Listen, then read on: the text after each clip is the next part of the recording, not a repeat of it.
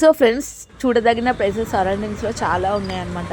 అద్భుతంగా నిర్మించారండి ప్రతి ఒక్కటి కూడా. సో మీరందరూ కూడా చూడండి.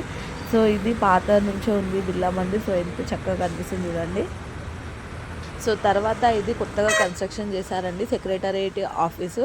సో పాత ఆఫీస్లో మా తాత వర్క్ చేస్తూ ఉండే. సో మా తాత తదనంతరం మా పెద్దనాన్నకు వచ్చింది ఆ జాబ్. సో అక్కడ మా పెద్దనాన్న కూడా జాబ్ చేశారు.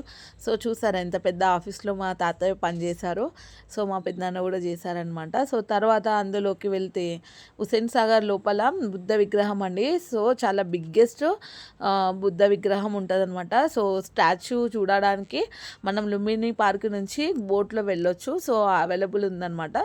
సో మన నేషనల్ ఫ్లాగ్ అండి, బిగ్గెస్ట్ నేషనల్ ఫ్లాగ్ అనమాట. సో స్టాచ్యూ పక్కనే విధంగా నిర్మించారు. సో మనం చూడాల్సిన తప్పకుండా విజిట్ చేయాల్సిన ప్లేసెస్ అయితే ఇవన్నమాట. సో తర్వాత సరౌండింగ్స్లో Jalavihar and Lumbini park, NTR garden ఇవన్నీ కూడా ఉన్నాయన్నమాట. 125 feet ఆఫ్ స్టాచ్యూ అంబేద్కర్ గారిది. సో ఇది కూడా కొత్తగా నిర్మించారు. ఇవన్నీ కూడా ఉన్నాయి. సో తప్పకుండా మీకు చూడాలనుకుంటే తప్పకుండా హైదరాబాద్లోని ట్యాంక్ బండ్కి అయితే వెళ్ళండి, లేక్. సో సరౌండింగ్స్లో మనం ఇవన్నీ కూడా విజిట్ చేయొచ్చు. ఈ అట్మాస్ఫియర్ని ఎంజాయ్ చేస్తూ మేము ఈ విధంగా అయితే షూట్ అయితే తీసాం ఫ్రెండ్స్.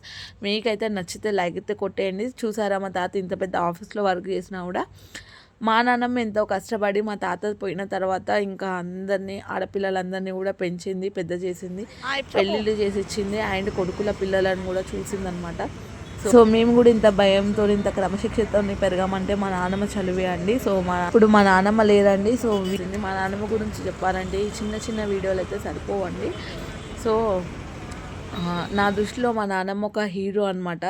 హీరోయిన్ కాదు, హీరో. ఎందుకంటే సో ఏ సపోర్ట్ లేకుండా ఇంతమంది పిల్లలని తాత పోయిన తర్వాత ఇంత ఒక బాయ్ లాగా పెంచిందండి. సో తన ఓన్ కష్టంతో అండి, 1 రూపాయి కూడా తను తినకుండా అయితే కష్టపడి పెంచింది అనమాట. హాఫ్ ఆఫ్ ది మూన్ అయితే ఏ విధంగా ఎంత బాగుందో చూడండి. అది కూడా చూపిద్దామని చూపించామన్నమాట. సో తర్వాత బోట్స్లో చూసారు కదా, ఈ విధంగా ఎప్పటికీ కూడా బోట్స్ వెళ్తూ ఉంటాయన్నమాట విజిట్ చేయడానికి. సో ఫ్రెండ్స్, ఈ వీడియో కనుక మొత్తం కూడా మీకు నచ్చినట్లయితే తప్పకుండా లైక్ అయితే కొట్టేయండి ఫ్రెండ్స్. మీ ఒపీనియన్ని నాకు కామెంట్స్ రూపంలో అయితే తెలియజేయండి, తప్పకుండా తెలియజేయండి. థ్యాంక్స్ ఫర్ వాచింగ్ అండి. By. And don't forget subscribe.